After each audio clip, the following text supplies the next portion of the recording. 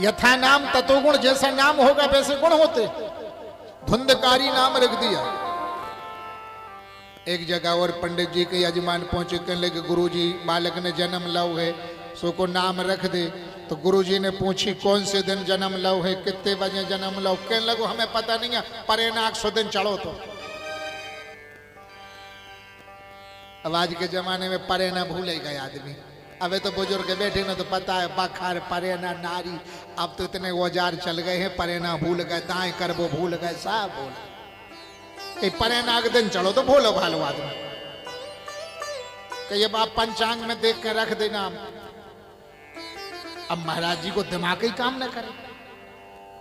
ऐसे ऐसे चेला मिलाते हैं कि महाराज जी हर की बुद्धि कुंठित हो जाती।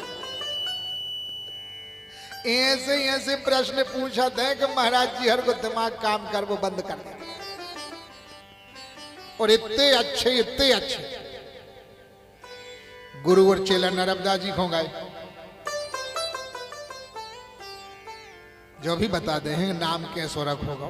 गुरु और चेला नर्मदा जी खो गए। सो बीच में विश्राम करो। गुरु जी कहने लगे बेटा कंडा बीन ले आओ। कहने लगे हमारी तो हिम्मत ही नहीं है, बहुत हार गए। तो कहीं अंगीठी लगा ले, कहीं हमारे बस की नहीं है। तो कहीं भरत बना ले, कहने लगे बिल्कुल हिम्मत नहीं है। तो कहीं जी बाटियां सेंक ले, कहने लगे बिल्कुल हिम्मत नहीं है। गुरु जी ने बाटियां बना ली, भरता बना लो, भगवान को भोग लगा। तो गुरु जी कहने लगे 2 ठप्पा पाले। कहने लगे अब तो गुरु की आज्ञा को पालन करने ही पर है, ना पाप लगे।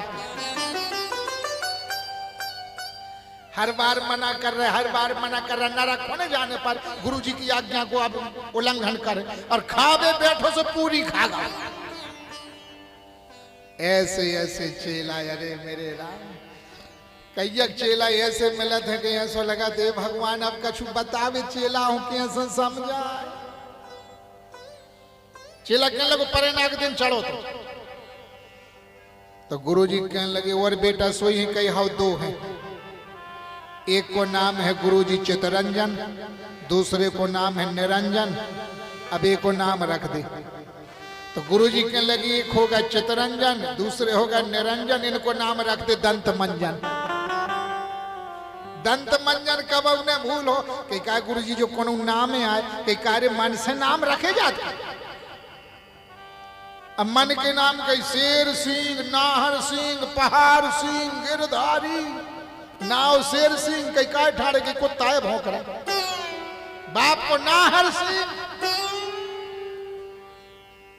नाव गंगाधर सपरे ने महीना भर, नाव गिरधारी गोड़ों में गोड़े पे तो गिरधारी तो पहाड़ उठा लाओ तो साथ को उसको जी मन के नाम है।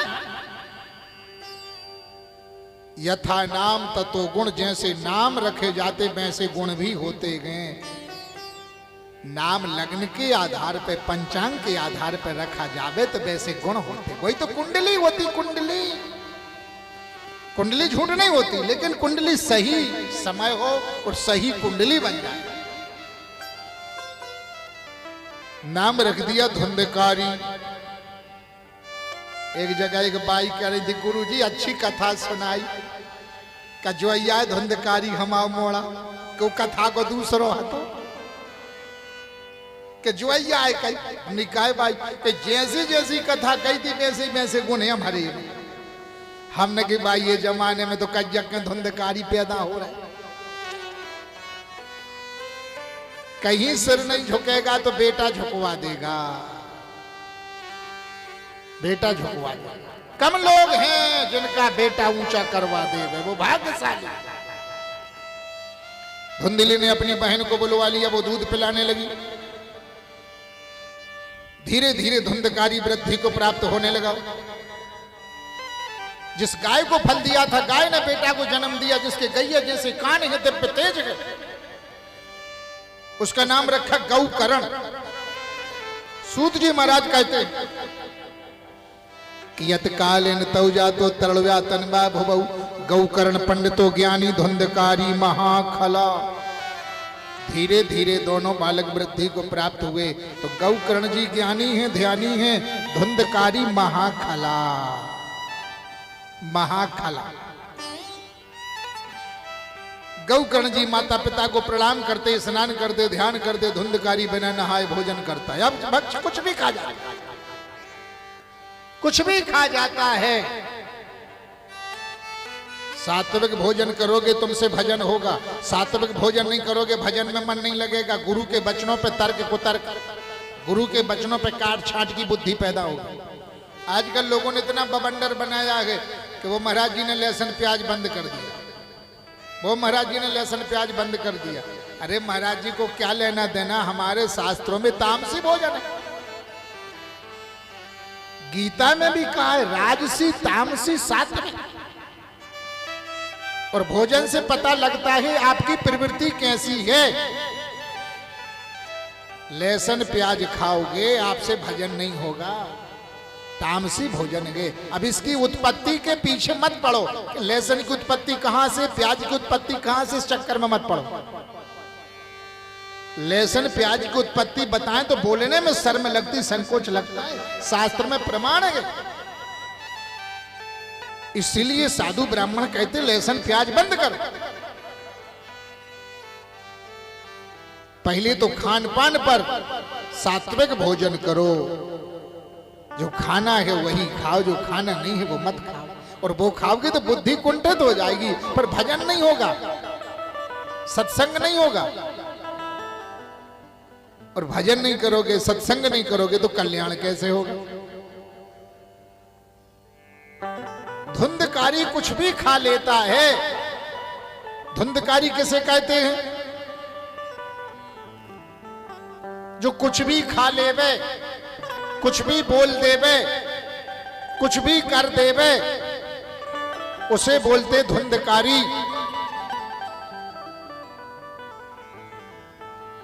और गौकरण जो करना है वही करे, जो खाना है वही खाए, मान मर्यादा में रहे, बड़ों की इज्जत करे, स्नान करे, ध्यान करे, पूजा करे, पाठ करे, उसे कहते गौकरण। बोलचाल में भी कभी कभी कहते इनका बेटा तो गौकरण है, और कह देते बोलचाल की भाषा में इसका बेटा तो धुंधकारी है। धुंधकारी मत बनो, गौकरण बनो।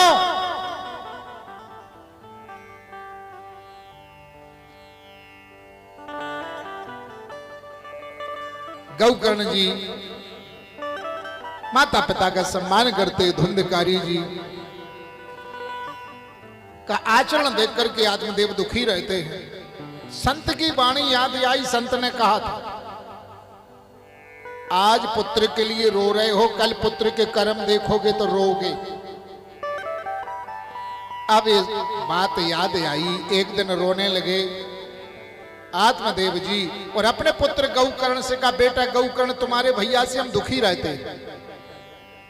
तो गौकर्ण जी ने पिताजी को ज्ञान दिया, पिताजी ये जो मोह है, मोह ये सारी व्याधियों की जड़ है। मोह, ये मेरा बेटा है, ये मेरी बेटी है, ये मेरा भैया है, ये पति है, ये पत्नी है, ये माता है, ये पिता है। जो मोह है ये सारी व्याधियों की जड़ है। और भजन करके धीरे धीरे मोह को दूर करना चाहिए। सारी व्याधियों की जड़ मोह है। गौकर्ण जी ने कहा पिताजी कोई किसी का नहीं है, मुरलिया वाले का भजन करो, मुरलिया वाले की शरण में जाओ, किसी तीर्थ में जाओ, भगवान का भजन करो। बेटा है तो भगवान का, बेटी है तो भगवान की, पति है तो भगवान का, पत्नी है तो भगवान की, भाई है तो भगवान के, सब भगवान का है। भगवान को सौंप के जीवन का कल्याण करो, ये जीवन की बुद्धिमानी है। नैना लड़े मुरलिया बारे से, मैं वृंदावन जाऊं। नैना लड़े मुरलिया बारे से, मैं वृंदावन जाऊं। नैना लड़े मुरलिया बारे से, मैं वृंदावन जाऊं। नैना लड़े मुरलिया बारे से, वृंदावन जाऊं। मैं वृंदावन जाऊं सखीरी, मैं वृंदावन जाऊं। मैं वृंदावन जाऊं सखीरी, मैं वृंदावन